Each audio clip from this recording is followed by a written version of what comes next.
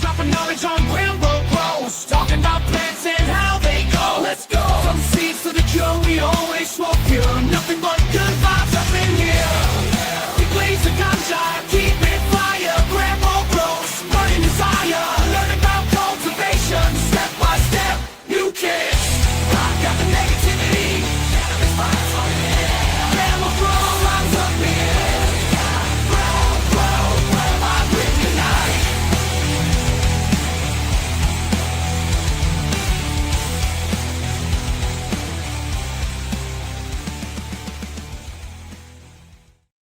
Cannabis friends, I need you to understand something, that there is nothing but good vibes up in here. My name's Josh GRAMBO. This is GRAMBO Grows. Guys, welcome to the Late Night Smoke. This is the last chance in cannabis media on YouTube for all things smoking, token, and joking, cannabis growing, cannabis smoking, cannabis enjoying, and then just random shenanigans and life events. As I said, my name's Josh GRAMBO. I'm super excited to talk to you guys today about, when we're there's a lot of talk about I got the cut. I got the cut. Oh man, I got the cut. I know the guy. I know AJ. I got the cut, man. I got, it's and so it's like, where does the cut come from? These are the things that it's like, I always say, like with YouTube, people kind of think it's like, oh, the content fairy shows up and just kind of like, boop, or on Instagram or on TikTok. Like these videos just show up. No, people are slaving over this stuff. And the way that you get these cannabis cuts, these amazing high-level elite cuts, is that people are pheno hunting for them. They're having to pop seeds. They're having to do all sorts of tricks. And, is it a math game? I'm very curious about it. I haven't done a ton of pheno hunting. Most seeds I've ever pheno hunted was like the 30 or 40. And that felt like a pheno hunt to me. And then I'll talk to people that do thousands, hundreds of Gabe from Jug Dealers, he was talking about like, oh, if you're not doing 100,000 seeds, but all right, sure, 100,000 seeds, I'll get right on that. But yeah, we got all sorts of cool growing stuff to talk about. We got things to keep your grow awesome, things to keep your grow safe, and then just consumer preferences. They're taking over the world. Thank you guys for all the love. I've had an up and down week. You guys know it's if you follow me on social media at Josh GRAMBO on Instagram, you should definitely be following me over there on Instagram. Helps me with comedy, helps me with women, helps me with all sorts of things. So thank you guys. Had the failed kidney stone surgery last month. It was they went in to grab kidney stones, failed to get them, and it's like, oh, you're gonna be fine. And then, like, I'm leaving the bakery on Wednesday. We do the live Dude Grow show every 4:20 p.m. Mountain Time every Wednesday. And I take a bite of soft beef jerky, not hard beef jerky, like a Slim Jim, like a little mini Slim Jim. You get at the gas station, take a bite, crack my goddamn tooth in half. So now I got no tooth over here, and had to go to oral surgery. And shout out to that guy. Legit, it's like I had surgery. Like I had a tooth removed right here 2 days ago, and I'm no worse for wear. It's amazing. I finally had a good doctor. My kidney doctor sucked. So, but good news, my surgery got moved from April 10th to next Friday. So guys, next Sunday, I'm in between. I might have a show. I might not have a show. I haven't booked a guest yet. I'm not 100% sure what's going to be happening next week. I'll be getting the surgery on Friday, and I'll be home Saturday morning. And even though that sounds crazy, that's amazing news. I've been in agony, and now I'm going to be in more agony. It's going to get worse before it gets better. I have to go back and do the whole surgery thing, and it ain't good, man. And so once I get done with that, I'm going to be on the mend. I was looking like I wasn't even going to be healed until like the DGC Cup, and now shit, I'll be healed fucking by by 420, I'll be fucking looking good. So very, very stoked. So I got a little extra pep in my step this week. So let's get to it. Hey, Jesse's here. To Be Blunt podcast. Shout out to the homies out there. Love you guys. And once again, before we get started, you guys can hit that subscribe button if you love cannabis content. We get shadow banned. The best way to not see the video, even if they shadow ban us, hit the subscribe button. It at least serves us up to you guys.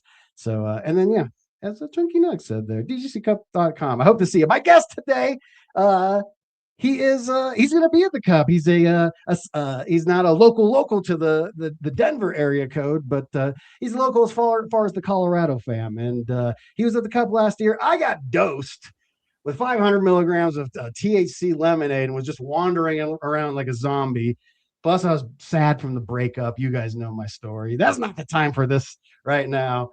But I was high and just lost in my own thoughts, and I didn't get to hang out. But I'm super stoked to hang out with them this year. Gabe himself, he's like, you got to get my buddy Ben on. And I started looking into him, and I told you guys February and March, it's the era of the new guests, people you haven't seen, just doing the podcast circuit, experts that I found their content and really, really liked it. And today we got Ben Noyd. Thanks for having me on, brother. Yeah, thank you so much for coming on. I had to rearrange my schedule with you a little bit because of the operations and the shenanigans, and so thank you once again for accommodating my schedule, my friend. Yeah, man. Hopefully you pull through all this fun kidney stone excitement. It's been funny how cannabis has really, really helped. Like I have like this nerve pain from I got stents that are dangling down inside of my person. And I get like weird nerve pain. It shoots through my legs and everything. And it's worse than the pain. And so I've been taking 50 milligrams of edibles, and like it goes away. It relaxes, it kind of nerve waxes up those neurons down there or something. It's doing something. And bless it, man. This plant's a miracle. It is, truly. So one of the things that you and I were talking about was that you're a seed popper. And we'll get in later. We're going to talk about some shenanigans. Ben had some shenanigans go off in his garden where popping seeds became not just optional, but damn near mandatory. But you've done way more pheno hunting than myself. Like I said, I did a couple pheno hunts. I would get like 2 packs, 3 packs of the same seeds. There'd be 12 in each. I'd do like a 36 seed pheno hunt. Something small. Find whatever I could find. Hold on to it. But you've done quite a bit. What's your history with seeds? Why'd you get into? And so right out the gate, like I definitely have not popped 36 seeds of any variety at once. So props to you for doing that. So I would say that the big asterisk that I follow with any of this hunting kind of conversation is there's a lot of debate over what constitutes a pheno hunt. Whether it's one plant, are you hunting just what does it look like? What is it? Are you hunting side by side A and B? Are you doing 10 plants? Are you doing a full pack? Are you doing a whole room? What is your, threshold? And so everything I do, I just throw the hobby word in front. It's a hobby hunt. It's on a hobby scale. Like I don't have the space to do a 100 plant hunt. I'm doing a hobby level hunt. And so with that in mind, I've been popping a lot of seeds in the last, call it year. I had to shut down the grow, like you sort of hinted at. I got a variety of things happened, but the stable that I was maintaining, I had 3 cuts test positive for hop latent viroid, and sort of knew it was floating around everything, with the way that I clone and the way that the plants are stored and everything else. So I totally just wiped everything and started over from seed. And, I've been trying different ways of doing that, depending on the pack, depending on what seeds I have on hand. Like if I have a 3-pack, it's probably just getting fully sent into water. If I've got a 12-pack or a 17-pack or some larger number, the part of me that had to kill his whole grow and lost a few things is now also hoarding a few seeds from the pack and, keeping those as backups, because there were a few cuts that I didn't keep seeds of. I fully sent, like I had the knuckle puck, which was from Fat Kid Dave out in Oklahoma City. I got a early release pack from him that really wasn't given out to a lot of people. Sent the whole pack into water, did the 12 seeds and just sent it. And then I lost this, I lost the cut. So that's sad. And that gets me into hoarding seeds a little bit more. But I would say that I try to pop, a fair amount, but usually not more than half a pack right now, given that if it's a pack of like 10 or 12 or more, just from a space consideration. And also I'm trying to see, I have talked to a lot of growers about this. Lovin' in her eyes is a great example. And, she'll pop a few seeds here and there to see how a pack goes. And then if she finds something, maybe she'll pop more of those seeds and continue that hunt. So I'm sort of going into that motif as opposed to fully sending every pack I have. It's like anything else. The more plants you get, things scale quickly. And I'm bad at culling. That's the other thing. I know that there are a lot of growers out here that are like, I'll pop 100 seeds and I'll kill 50 of them before the second week. And I'm always like going to limp the runt along and see, let's see how it goes. And so with that in mind, I have a harder time keeping larger amounts. That's interesting. See, right off the bat, that's why I love these conversations, because you're never exactly sure where it's going to go. It always surprises me. If in the last 6 months, I've talked to some of my favorite cannabis people in the world, just keep having more and more different opinions. RDWC guy, living soil guy over here. Yet everyone's consensus is like keeping it simple and not thinking that you're just He-Man, you can go do whatever you want. So rather, here I'm feeling inferior popping 36 seeds, and I realize, like, in this modern era, legally you can't even really do that anymore. I existed in a time where I had a 99 plant count and I could do whatever I wanted back in the day. And so the idea of just like Iron Manning these things and popping 20, 30 seeds at once, the genetic variation within plants can be quite shocking, but usually it's not as dramatic as we might like to think it is, so popping 3, getting a sense where you're at before you waste your time, I suppose. How did you go about picking the strains that you do? Do you go by just breeder recommendations? Do you just go by flavor hunting? How do you choose your seeds? Yeah. I think on that note, I think it also comes down to your end game, right? Like having to restart the grow, I was in a different position than having a stable of cuts and wanting to like hunt through a pack singularly and see what that has. So restarting, I was like, I need variety. I need some things that I like. And I don't want, 12 of the same plant right out of the gate. Like I'm looking to get my stable kind of back up. I'm looking to get some of these different flavors. From there, like now we're talking 6, 7, 8 months later. Now I'm looking at packs, and like I have 4 packs left that I basically want to pop for the rest of the year. And so those packs I'll probably send more fully on, because now I've got a couple other plants in rotation. I've got a couple other flavors. My grow is not contingent on this one pop. But historically I've looked for hashers. My wife and I grow for my wife and I, and she's definitely more of the flower girl. I'm more of the hash guy. And so try to keep a balance. It's harder to find a good hash plant, I find, than it is to find a good flower plant. And I'm not saying great, I'm not saying unicorns, but generally speaking, I think if you shot in the dark and pop seeds, there's a better chance of you finding a flower plant than a hash plant without some. I think you're responsible. Yeah, we haven't. It wasn't bred for that. Until the last decade. It might have really been breeding for that, but it was bred to grow weed. And so that's definitely steered how I buy, as far as the breeders I buy from and the seed packs I look for. Beyond that, recently I've been looking for genetic variety. We talk about the bottleneck and the cookies problem and whatever you want to label it as. But there's a lot of homogenization happening with all these same cuts, cookie cuts, whatever cuts that are all being bred with each other. And so, I try to look for, like at the DGC Cup, I picked up some seeds from Hard Reset. Shout out Hard Reset for, doing some landrace stuff. Yes. I picked up some seeds from Hortalab over in the Netherlands, and, trying to bring some of those flavors in, and I popped some Rare Dankness and got a Walker Kush going right now. So trying to steer away from just the main line of everything and really pick different colors for the palette, if you want to go down that route. Like where I'm at right now for the foreseeable future, I just got a pack of purple peels from Mr. Autogrow, shout out Fruitful Seeds, and the red lemons from Terp Fountain and 6-Star Selections. So those will be hash hunts. And then I have seeds coming down in 2 weeks that a buddy and I are making, where we took my white licorice male, which is a Ghost OG crossed with Hitman OG from Rocky Mountain High 719. And we decided to I hit it into the sour papaya cut that I have, and then we hit it into his cookies and cream cut. So I've got a Ghost cream coming down and a Ghost papaya, and I'm excited to hunt both of those. So hell yeah. So then when you're going through that, the variety is very important to you. How much are you focusing on like finding things in the F1 through F3 stages? Like do you think that it's easier, better, worse? If you have a friend that's playing with pollen, should you get in there and try to pheno hunt with them, or do you think it's best to pheno hunt more stable genetics long term?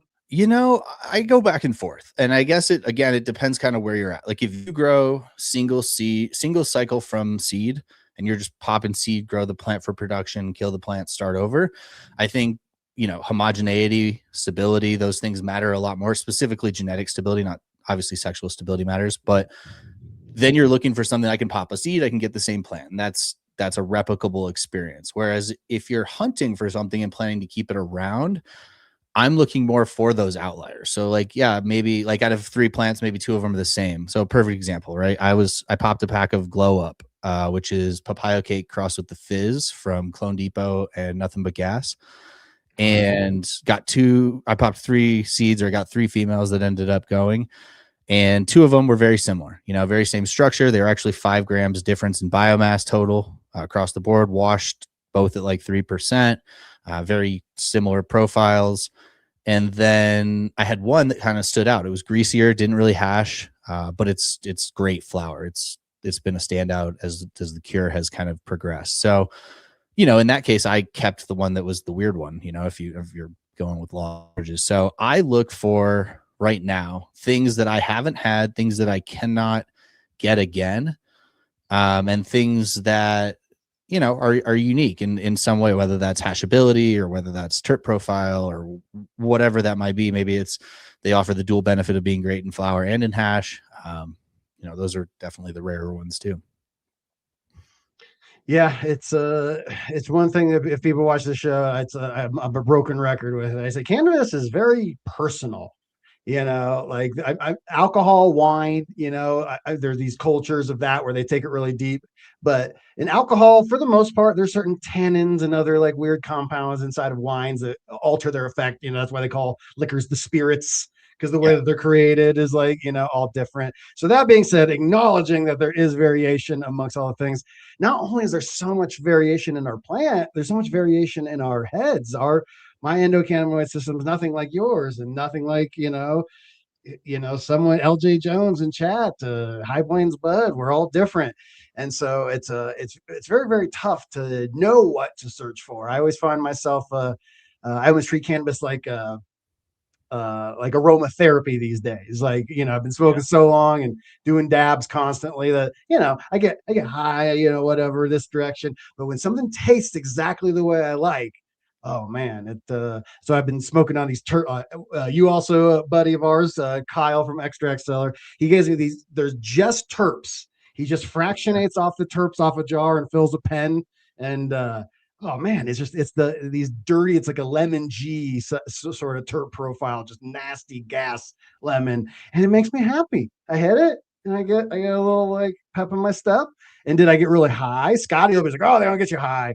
Well, but they make me feel good, man. I don't know. So what do you think about that? How much into terps are you, and what kind of terps are you into? What's your favorite kind of strains? Yeah, so it's funny, I lean towards papaya, I guess is the short version, and it's not an intentional lean, but about 2-3 years into growing, my wife was like, look, we need some more variety. Everything you've got growing is papaya. And I'm like, no, it's not. There's only one papaya cut. And then you look at the genetics of pretty much everything I'm growing, and it's somewhere in there, somewhere down the line.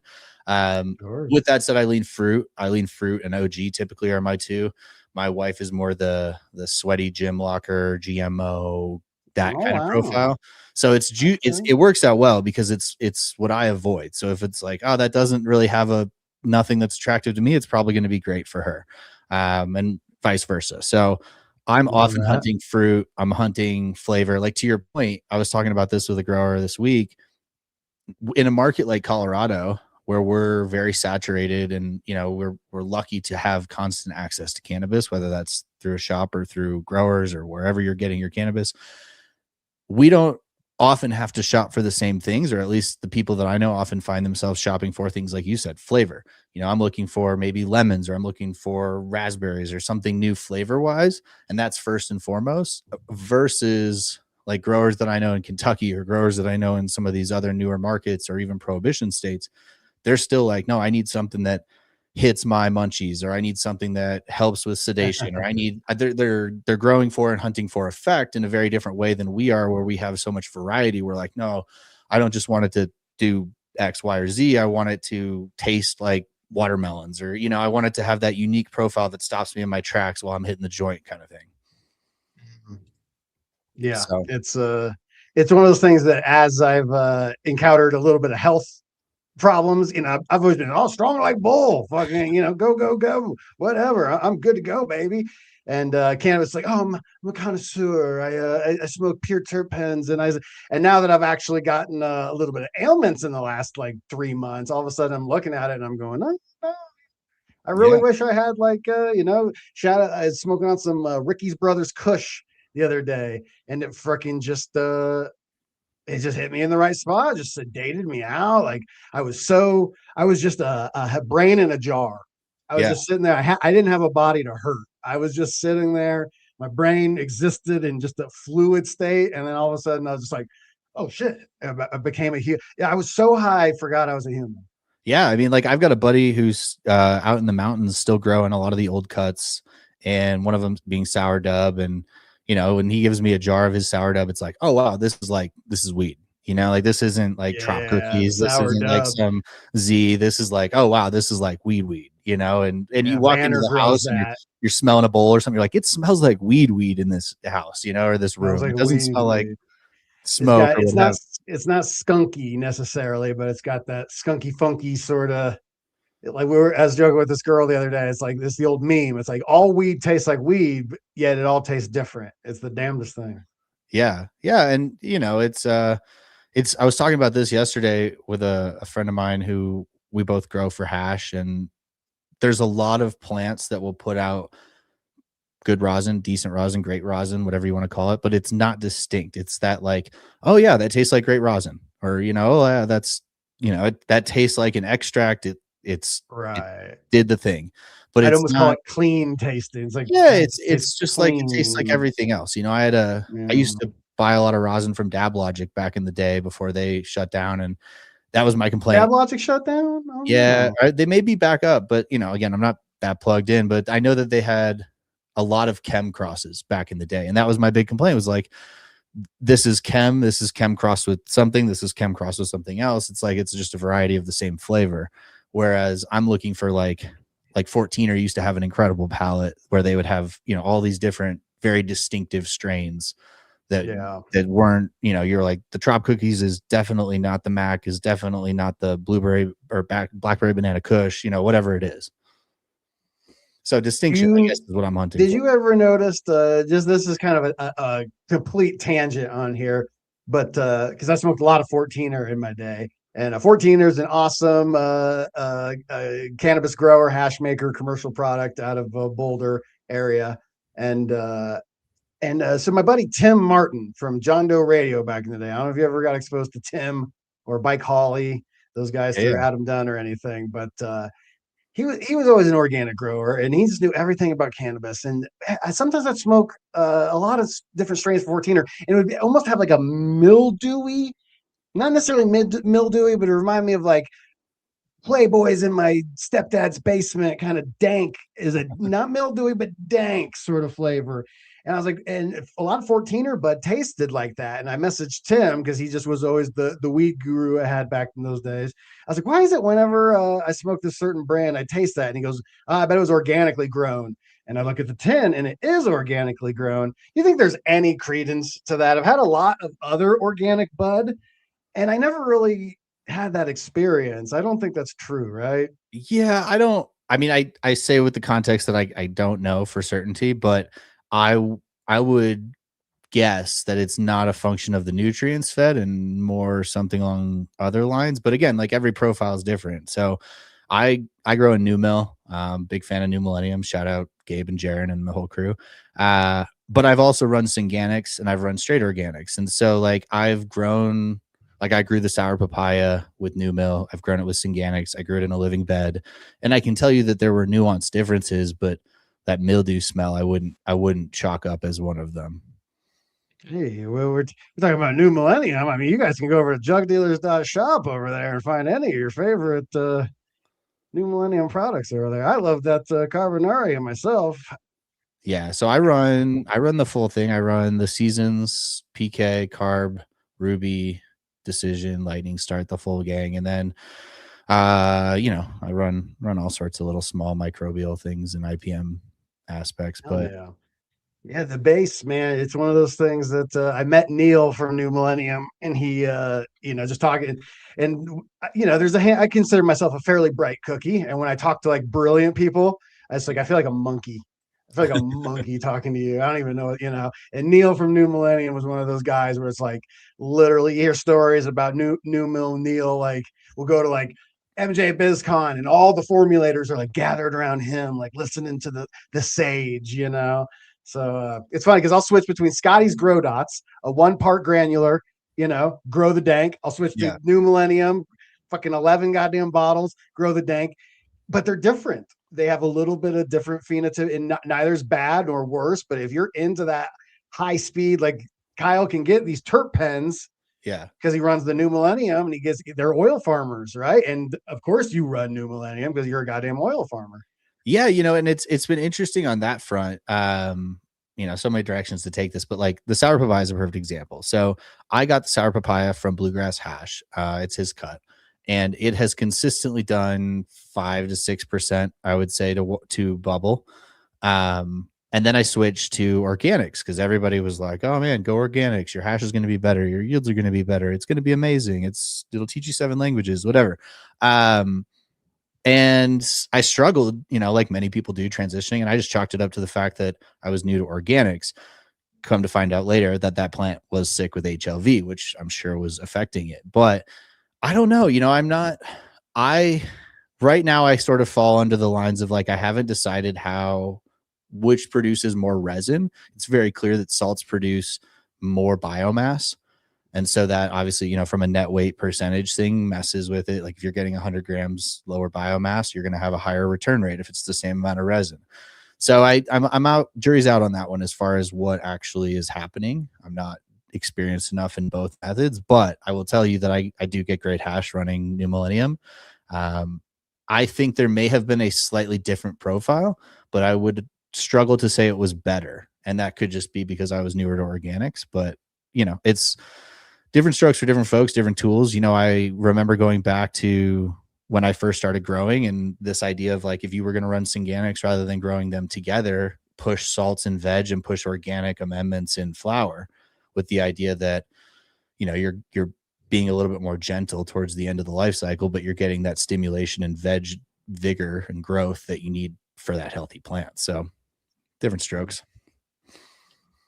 Yeah, it's important. Once again, cannabis is very personal to everyone. We need all of these things. And you got to try different things. That's what's so important. Like right now, I'll always say, like I go on record, I don't like hazes. Yeah. I don't like piney stuff. I don't like Jack. I don't like Durban. I don't like that stuff. Yet now that I don't feel good, maybe when I wake up in the morning and I'm having, because I have none of that stuff in my stock, I don't consume anything like that. Maybe I would be a freaking new man. Maybe, I wake up with piss and vinegar instead of just piss and blood. Yeah. Well, and like, it's how do I say this? Like again, like you said, different pursuits, different goals, but like I'm a big fan of like racy plants, like Durban, Goat, Shire. Like hit me with something that's been flowered for 10 plus weeks. I don't personally grow these because again, like long flowering, there's a whole different challenge to that, but I definitely can appreciate a great haze high for sure. Yeah. So that's why it's important. Grow different, smoke different, try different, and then obviously. Well, and like what you're going for, right? Like works for you. Yeah. Like I've got my buddy that, we were talking before this about the different seeds and stuff, and like where his cookies and cream cut that I'm pollinating, he did a super soil in the bucket that he brought over. And so like I could just water only. So in the essence of ease, rather than mixing new mill for the one cut that I had in there, I threw grow dots on my cuts. Cause it was like, if I'm doing water only in the tent, let's just hit the whole tent with water only. Like I don't care about terp profile. I don't care about some of these other things because I'm making seeds. So different end game. That's hilarious. Yeah. It's all like, there is no way, I always quote on the show, there is no way to greatness. Greatness is the way. Whatever, man. Like we need more people growing different stuff. And as soon as something gets really, really popular, go the other way. Maybe that's why, I've been watching, I've been laid up for the last like 2 months, essentially. Like kidney stone happened July 19th. I can't believe I'm like 5 weeks into this nonsense. And so I've been watching more YouTube and late night, taking some edibles. I'll end up in some weird YouTube rabbit hole, and it keeps coming back to the Younger Dryas. Oh, the flood. There was a great flood. There was the great impact flood. You hear it. Joe Rogan. Oh, the flood, the Younger Dryas, And, it seems like every now and then my buddy was watching this documentary about cicadas and locusts and like how like they just hit a certain tipping point where they demolish the food crop of Earth. If they hit a certain population point, they just develop this kind of disease and just kind of die off. And he was just like high. And he's like, bro, my religion is balance. Like balance is like everything. I was like, that's not a bad religion, balance. And so it brings me to the great flood of cannabis, which you have now been wiped out, Sodom and Gomorrah style, is the HLVD. I was kind of erroneously under the assumption, like, like COVID, we're past all that, man. HLVD, oh, that's so fucking 2024, bro. It's not all 2024, is it? You got wiped out. Yeah, I was very much the same way. I've talked to a lot of growers about it, both new and old, and there's sort of two camps. One is like, this is an issue we should pay attention to, and the other is sort of, this has been around forever. We've called it by a variety of different names, whether it's dudding or otherwise, and it's just, it's the term that was chosen to represent this thing that we weren't really aware of, but now we know what it is. In spite of that, I didn't bring a whole lot of cuts in. I brought 2 cuts in, I would say, over the last few years, and one of them, my buddies swear that's when my clones got weaker and things started going downhill. Couldn't say for sure, but yeah, it is, who knows if it's a big thing, I guess I should say. Like, I think when you're growing from seed, you can definitely outcompete a latent viroid with the seed vigor, depending on how healthy your plants are and how you're growing. But if you're keeping cuts around, I think it's definitely a concern. Like, I talk to people and they're like, oh, I just buy 8 cuts. I put them in the tent, I grow them, and then they're done and I kill them. In that case, I don't think it's really that big of a deal unless you're keeping a stable around or you're popping seeds or you're trying to be more diligent about it. But if you are keeping cuts around and you're bringing cuts in, I think it's incredible. Like, for me, when I restarted the grow, it was, I'm not bringing any cuts in, no cuts ever, never again. And then it quickly became, I'm only bringing in tested cuts. So, and it was like, okay, like I had a buddy, like I had that sour papaya cut and I had just made peace with losing it. Found out a buddy of mine had it since back in the day when I first got it. We tested his plant. It came back clean. I was like, okay, cool. Boom. First cut back in the grow. So now it's just any cut I bring in goes into quarantine, gets sent in for testing. Shout out Farmer Freeman. I use them for my seed testing, my sex testing, my HLVD testing. Jackson's an awesome dude. And it's a great service for home growers because we don't have a lot of options for labs. So the ability to run an HLVD test, run a pan fusarium test, run whatever testing you want to run as a home grower is huge, I think. Yeah, Farmer Freeman, if you guys didn't catch that, it's a service here in Colorado. We're lucky we have some local services that can do it, but I think they're pretty well the lower 48. I think they service Farmer Freeman services global. They do global service, and they're out of DC. So it's been pretty nice. So when I was 4 or 5 years ago, I went down the rabbit hole. I tested a few different labs and ended up working with him, and it's been good. That's where I test all my, like, when I'm popping regs, I'm sex testing everything. Yeah, no, I did it. When you're talking about getting a stable of tested women, I was like, bro, I couldn't be more tracking what you're saying. Dirty jokes. Well, and somebody brought up in the chat, like, you do have to regularly test, like this is just the first line of defense for bringing cuts in. Like, if you are serious about keeping a stable and you are bringing in cuts, you absolutely should be testing regularly. I don't know if every 3 weeks is something I would advise. I would stick with something like every 3 months, especially as a home grower. If you're not bringing in cuts, like if you're bringing in cuts, this becomes a real thing. If you're not bringing in cuts, an annual test for a plant that might look sick, spot testing your grow, maybe spot testing a table or a tray. It's definitely not a bad practice to be in, but I think the urgency is definitely much higher if you're bringing in cuts regularly. This conversation has turned to the point where, like, literally we could be talking about a swinger's lifestyle. Where it's like, I'm keeping it stable. You got to be tested. If you're bringing new ones in, you got to be testing them. You got to be testing them. You got to be testing them. This is just This is good advice on It's funny so because many levels. The Grambo Grows audience, you guys know. I just got a cut. He's dropping science. Again, like breaking my whole no cuts rule thing. Like I had the opportunity to get an old cut of OG, allegedly. We'll see. I haven't flowered it out yet. But the guy who gave it to me was sort of like, you know, it's keeping a plant is sort of like your sex life. One wrong person, and you know, you could screw it all up. I'm like, oh man, you know, that's so true. And was very lucky. Like he's had the cut since 2007. I tested it, came back clean again on this preliminary screening, and so pretty excited to see what that has. But also very typical of OG. I've had a hard time cleaning it, hard time keeping it happy. It's a high maintenance, finicky plant. Yeah, it's one of those things that it can get a little bit expensive if you have a whole crap load of plants that you're trying to do, but especially if you have like a mother plant, something like that, it's worth its weight in gold just to be able to take some plant tissue. And then for people like me, I don't love sexing plants. You know, that's one of the things that keeps me away from reg seeds. Is I seem to, no matter how vigilant I am, I always will miss a male. And then I'm like in like week 2, and I go, oh, son of a bitch, I've been fucking keeping this thing around forever. The sex testing, that's huge. We live in an amazing time. For all the chaos, it's also glorious. You know, it's an equal blend of awesome and horrible 2026. Yeah, I mean, I'm way more confident popping reg seeds now, having that option. You know, I think, like, yes, you can naturally sex a plant. You can take the time and spend the nutrients and spend the water and the labor of transplant and all of it. Or you can find out a little early just with a couple snippings of leaves. Yes. And it's did you ever have any like tricks to try to sex early? Like I never did it, but people always talk about like flipping your seedlings to 12-12. Yeah, or like take a cut and throw it in a solo cup and throw it in your flower tent and do that. You know, I was always, when I wasn't testing, I was hunting in 1 gallons, and I kept them small enough so that once they flipped and once they started showing, I'd have an extra couple in there, like guaranteed females.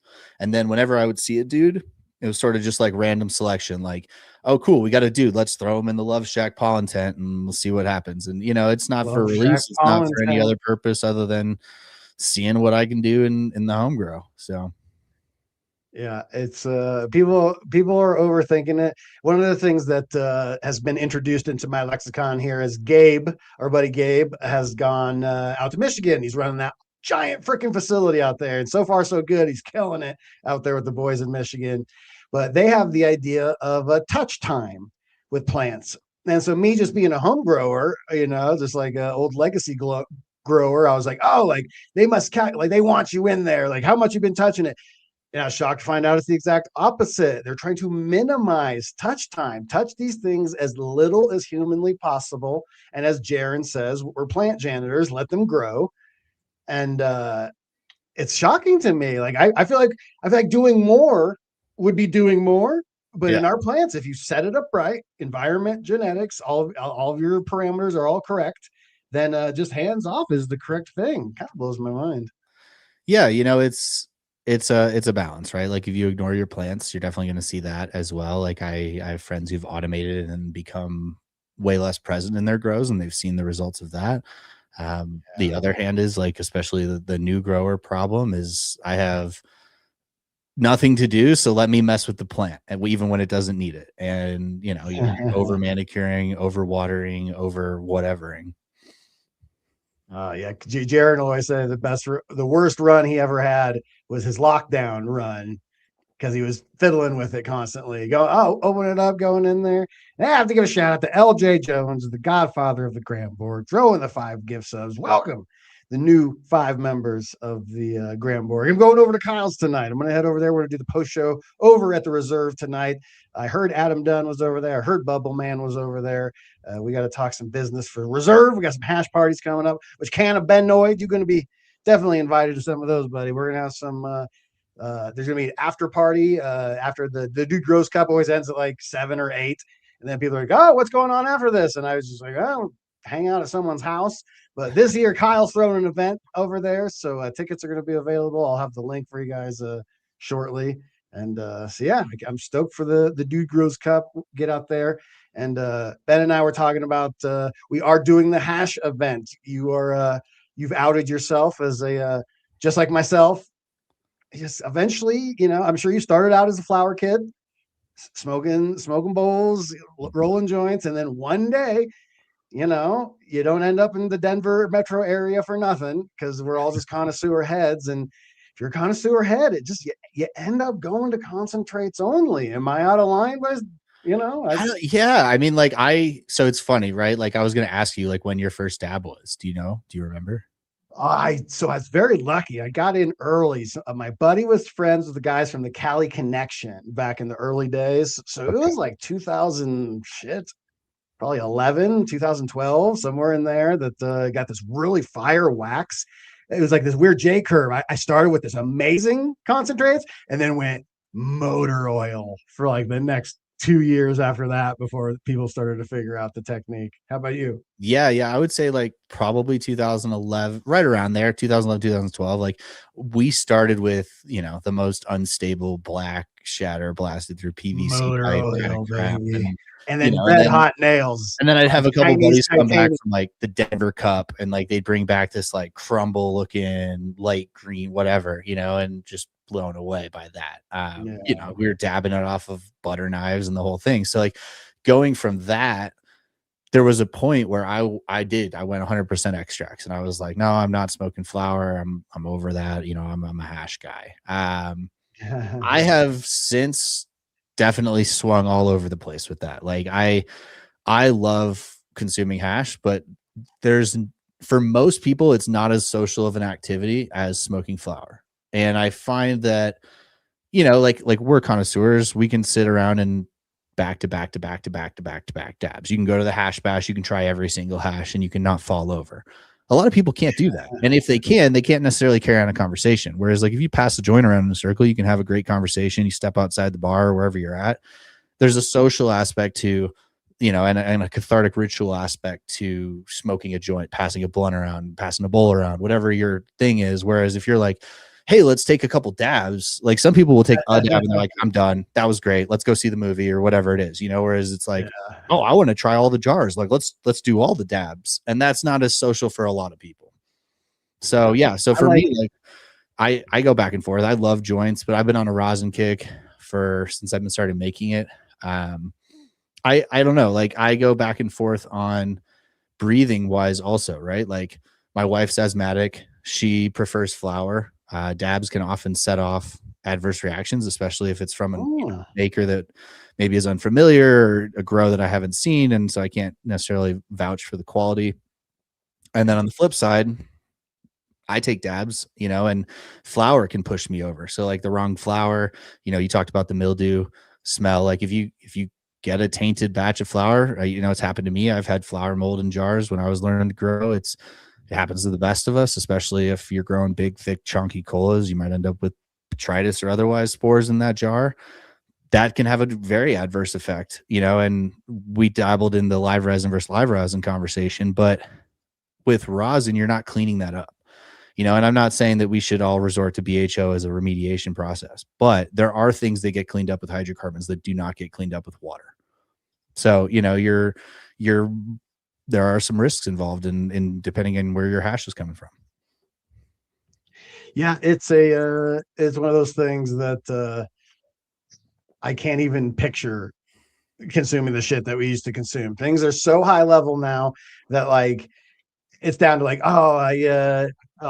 this hash maker, I don't smoke his live resin, but I'll smoke his rosin. But this guy, yeah, he's got we were talking about like guys like Kind Bill. We got the Diamond Mine. Well, it's like Gabe, or like I've got a buddy in Denver who like he swears by. He's like, if I haven't seen the grow, I won't smoke anything but live resin from it. I don't want to see what might be in that rosin, which is sort of a hot take, but you protect your lungs where you can, especially if you're not the one growing and making the product. 100%. No, that is the thing that the live resin guys, Gabe being a live resin warrior, he's always a defender of the live resin. And people would always say it's cleaner. And it's like, well, that's the wrong word. What you're looking for is less refined, but cleaner. No, I don't know. Almost everything is kind of killed with live resin. Yeah, like I would say live resin. I mean, as much of a rosin guy as I am, and there's only a handful of people I could probably name on one hand that I smoke their live resin. I would say live resin is probably a generalizably more clean product. Just because of the scientific nature of how it's being extracted, you're not getting a lot of the same compounds, whether that's for better or worse. But like you said, it's more refined in the sense you're not pulling lipids, you're not pulling fats, you're not pulling some of these other things that you are getting in a rosin or, a hash product. And then there's the strains that are just like unwashable. Yeah, we fuck with this emergency strain that I love in the DGC world. And I love the emergency. It's so fucking amazing. I wanted rosin out of it. We turned it, dude, the minute you put it in the ice water, it looks like the Exxon Valdez oil spill. It's just everything leaks off. It's just like this oil slick across the top, and it was impossible to watch. It wasn't impossible. I got a decent return back, but the idea of like, oh, I really should have blasted that one, even though I wanted the rosin. These are all things that I lived. My yield was cut in half or more, but I'll live. All these things, it's to be considered, right? Yeah, I mean, like so my buddy up in the mountains I mentioned with the sour dub, Weed Shanty, shout out Weed Shanty. He's been hashing hazes because he's a glutton for pain, and but he's like, I just wanted to see what the profile was like in that format. It's part of the hunt, part of the selection, part of the journey you're on. And again, like as home growers, we're not necessarily pressured to hit certain targets and hit yields. And if you can tolerate, washing an entire plant and getting under 5 grams of rosin from it, like good for you. But I've had plants that have done the ghost wash and they've done sub 1%, and it's great. It's great hash. Usually it's very flavorful, but it's not something that's sustainable. Yeah, unsustainable. And I go by the motto, you got to waste it to taste it, but you got to draw a line in the sand at some point. When you're washing a pound and getting like, this little jar, it's like, oh, that one hurt. I got to be honest. Yeah, it's tough. And goes back to, the question of hunting genetics, right? Like if you're serious about looking for an extract plant, then you're hunting for something different than someone who's looking for bag appeal and flower and, ease of growing. And, some of the other things may not be as important if you're searching for resin. We're resin farmers. If we're growing for resin, then your focus becomes, okay, how does this plant put out trike density? How stable are the heads? How do they ripen? All the other things that from a flower consumer, you might not even pay attention to. Never even would have crossed my mind, but it does explain why so many of the old heads of my era talk about like, oh, the diesel that you'd have in your pocket, and you'd walk in and the whole goddamn room would stink, and like, weed doesn't smell like that anymore.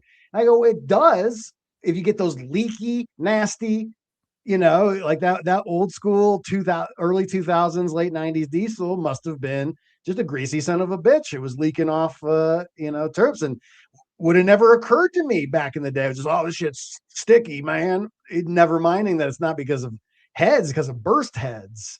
Yeah. And like, the aromatics of the plant, right? Like as you harvest and as some of these things, like, or as you're drying, or as you're, there's this stuff like, oh, what does it smell like? Well, like if it is very fragrant, there are trike heads being popped. Whatever else is happening, things are rupturing to allow those compounds I imagine the best washers that will provide a shitload of flavor are probably not going to smell all that strongly. Yeah. I mean, it's and I don't know, like I trend towards plants that put off a great profile in hash, but often, I don't know, like as I talk through it, I was going to say that they don't often put out a loud profile in flower, but at the same time, like the sour pie, you can smell when you open the tent, even though the heads are as sandy, like you collect them with a scraper, they're sandy enough. So, it's kind of all over the place. Yeah, it's not, I suppose it's, I realize how nose blind in cannabis I am, like I'm just exposed to it every single day. Raw cannabis, piles of flowered cannabis just going here or there.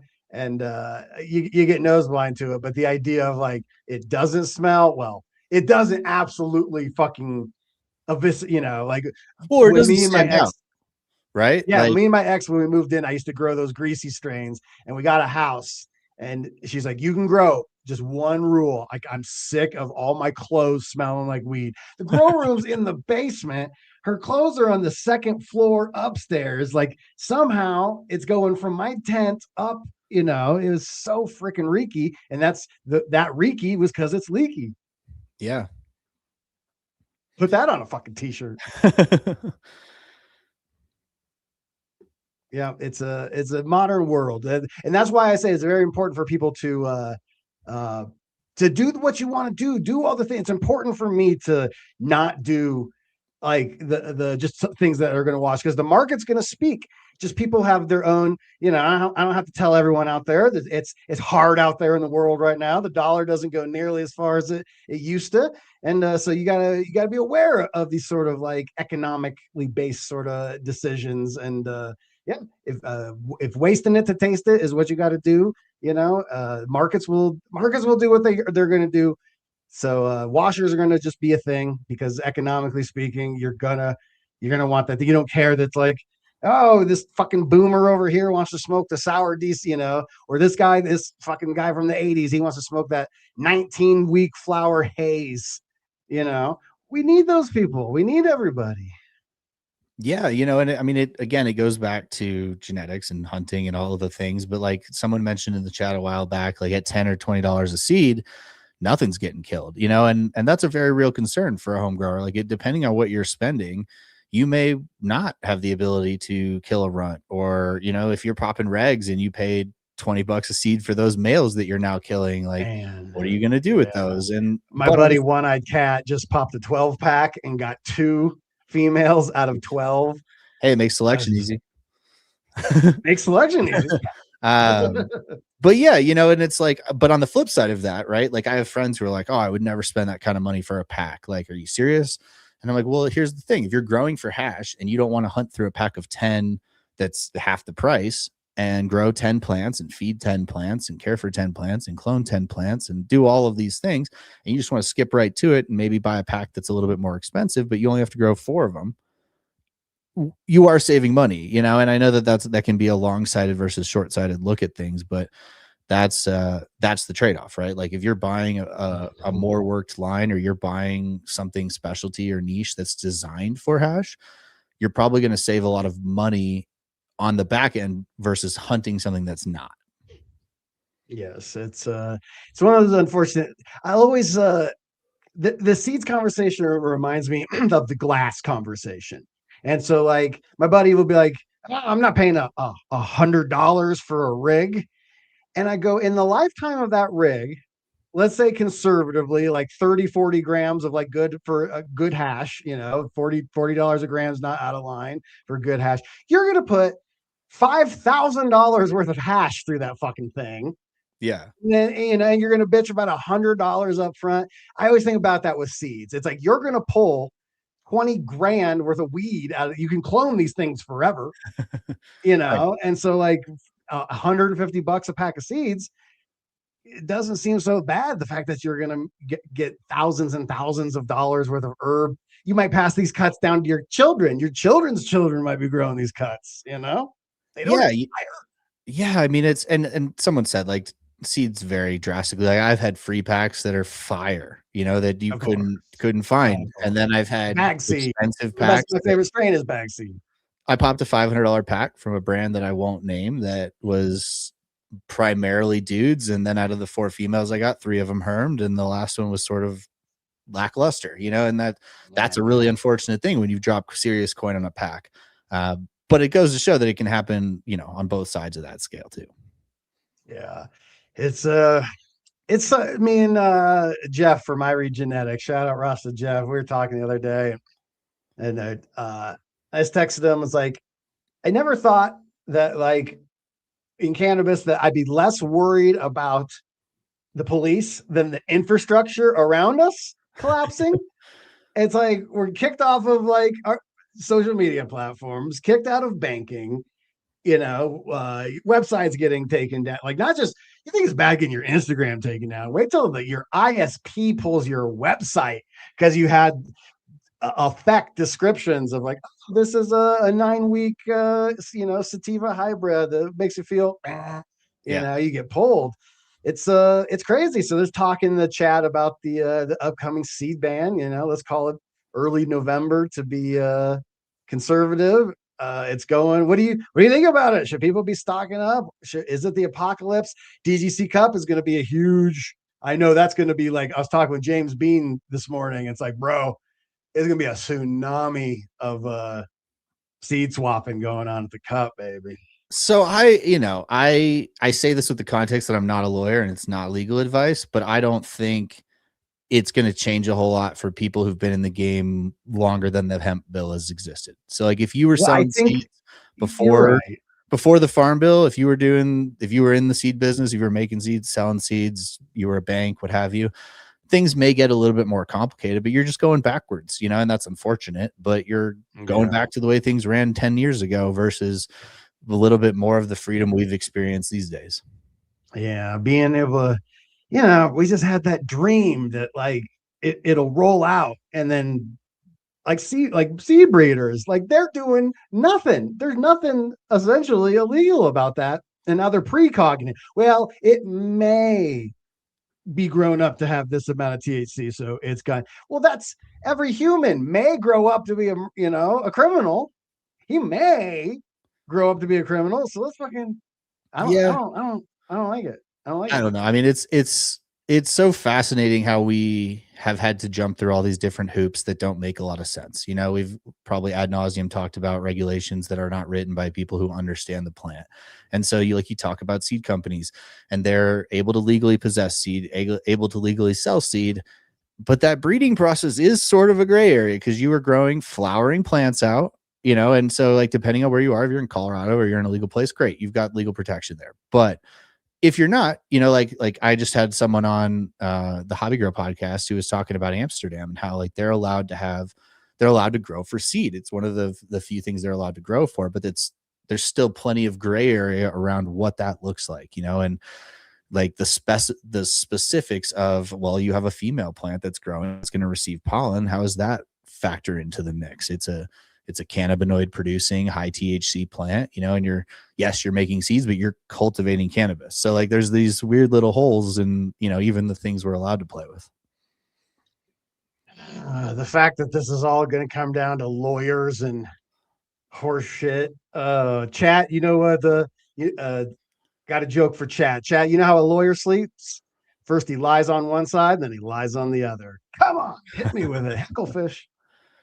Yeah, I don't know. I mean, like speaking about the DGC Cup and speaking about some of these seeds, like I've seen a bigger push during those immaculate conception periods with new markets where they're like, you have 60 days until we're seed to sale and we're all in metric or whatever other shit program we've found. Those are when I see the rapid seed buying. Like when Oklahoma went from a free-for-all market to like, we're going to implement seed to sale. Every operator and every grower in Oklahoma I knew was buying thousands of dollars of seeds just to get them into the system before it closed, you know, whereas now, I think when the bill passed, like, or the spending bill or whatever language freaked you out most, like I think that there were definitely these rises of people who are like, I got to buy all the seeds now. But like I said, like if you think back to some of these legendary seed producers that have withstood the test of time, I don't see them stopping anytime soon. They may change methods. You may have to go back to putting cash in an envelope and mailing it somewhere, but you know, it's hopefully it's not as bad as some of the doomsdayers say, but we'll see. No, it's so tough. Like even like with Jug Dealers, for everyone that's a Jug Dealers fan, Jug Club is now back up. You can go over there, like on the website, you'll see Jug Club is now a selectable option on there.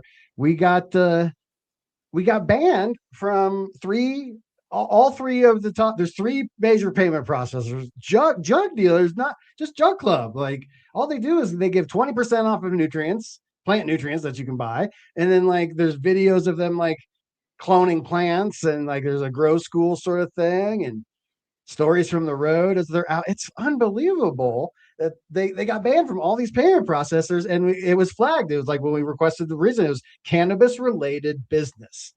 So like not in cannabis, it's plant food, man. What the deuce? You know, I don't know. So when I look at it, I'm a bit more pessimistic because of the way they've come for the Jug Dealers guys. Like literally are like this ancillary third party optional. You don't need plant food. Fuck it, do whatever you want.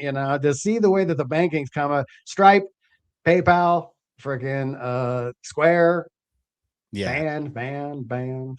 Well, and it's like, I also say this from the context of living in a state like Colorado, right? Like I'm blessed to live in a state that has legal cannabis. So like, even if seeds change on a national level, or they change in a way that prevents shipping, perhaps, like somebody said, like I can go down to a cultivated showdown event and go swap seeds, or I can go to the DGC Cup and meet up with vendors, or I'm lucky enough to live in an area where there are a lot of seed producers, even if there's this restriction on getting seeds from maybe other places, like getting them from other countries, or what have you. But like we've all talked about, two main things. One is people have kept this plant around a long time, way longer than legalization has existed, and two is you can do really anything you want if you shut the fuck up. Yeah, and obviously, I've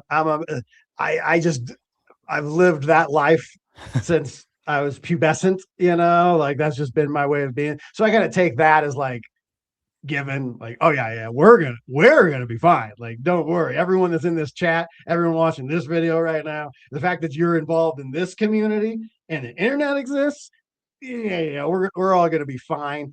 But I just bemoan, like I saw in chat, two different people say simultaneously that Rasta Jeff is getting out of the business.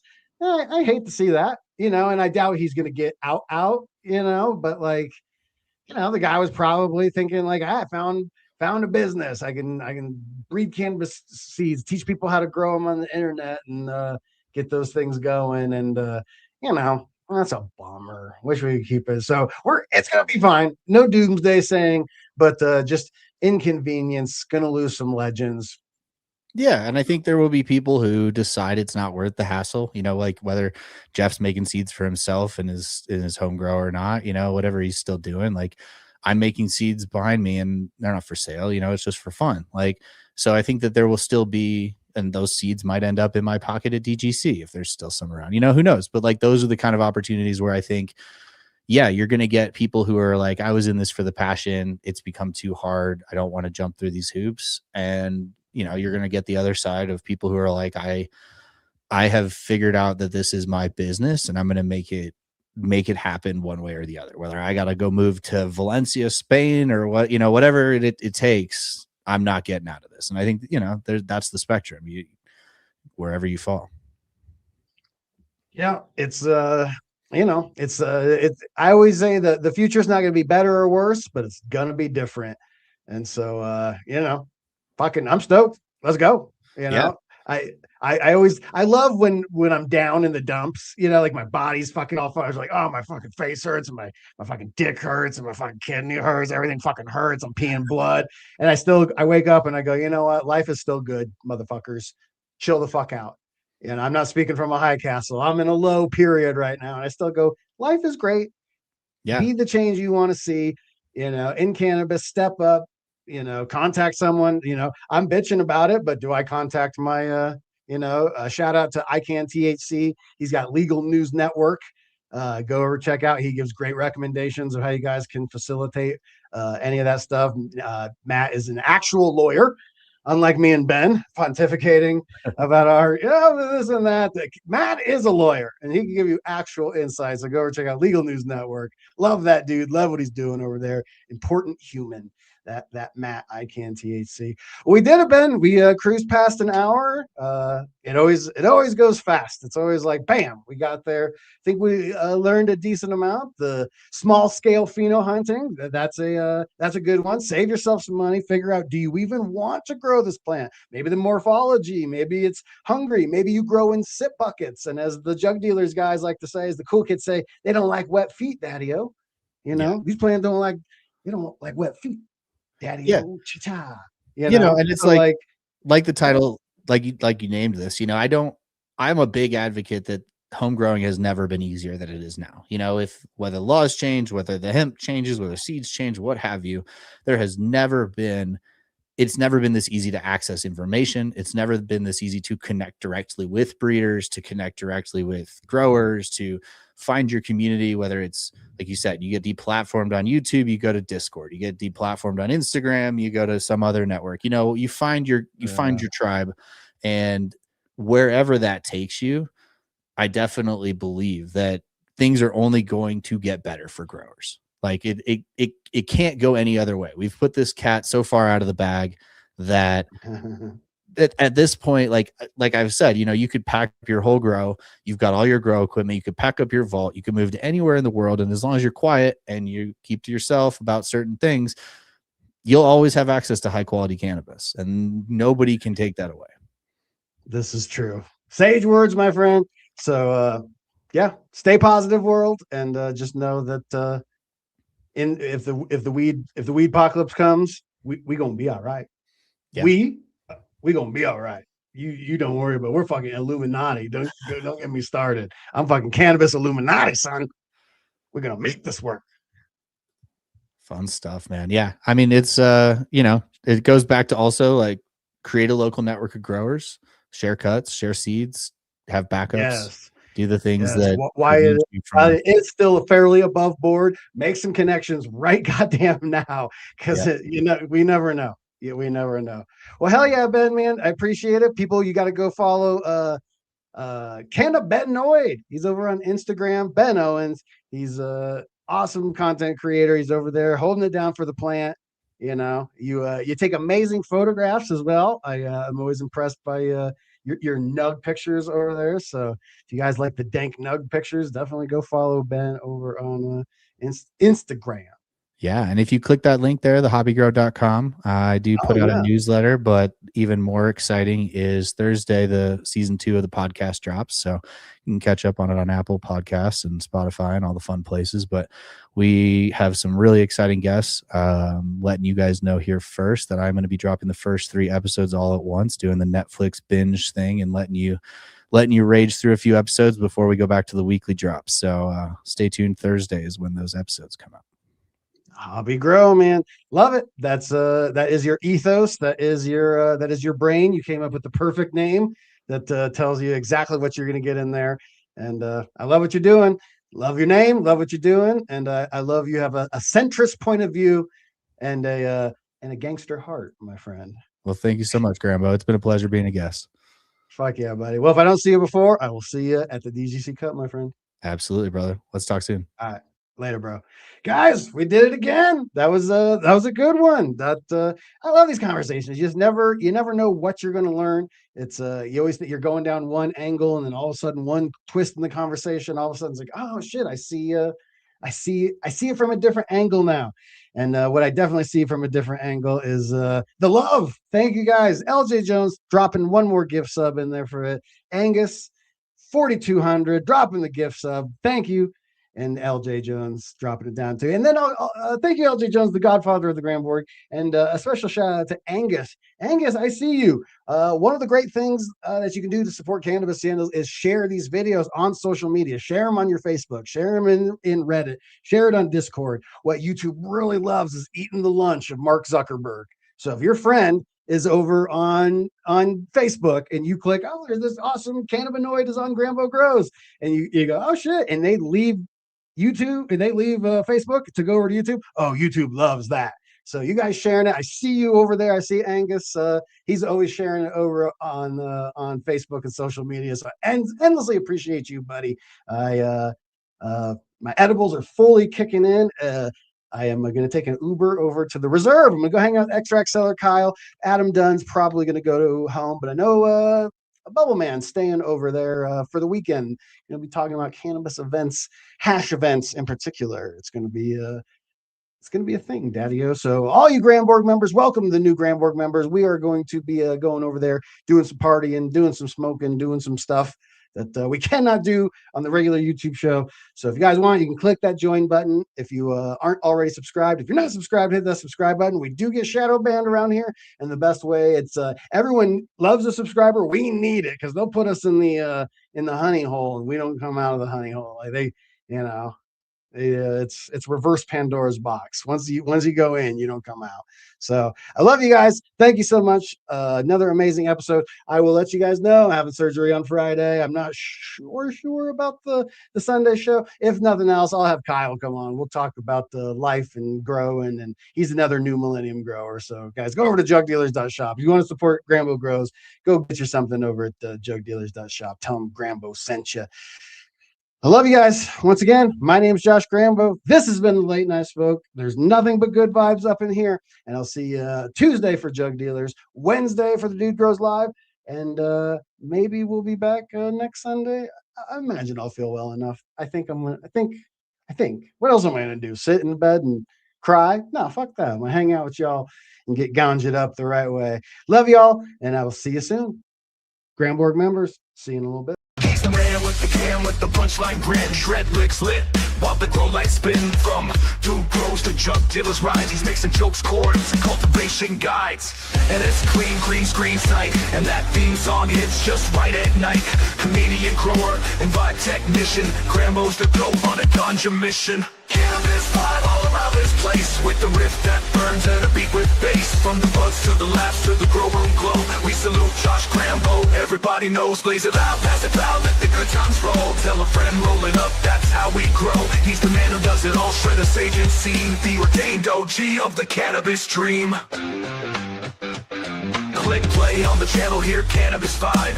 Theme song thumping like a session come alive. Shout out to the artist who composed that gold. GRAMBO brings warmth even when the grow room's cold. High def laughs keep the whole crew alive. Gives love to the ones who help his art thrive.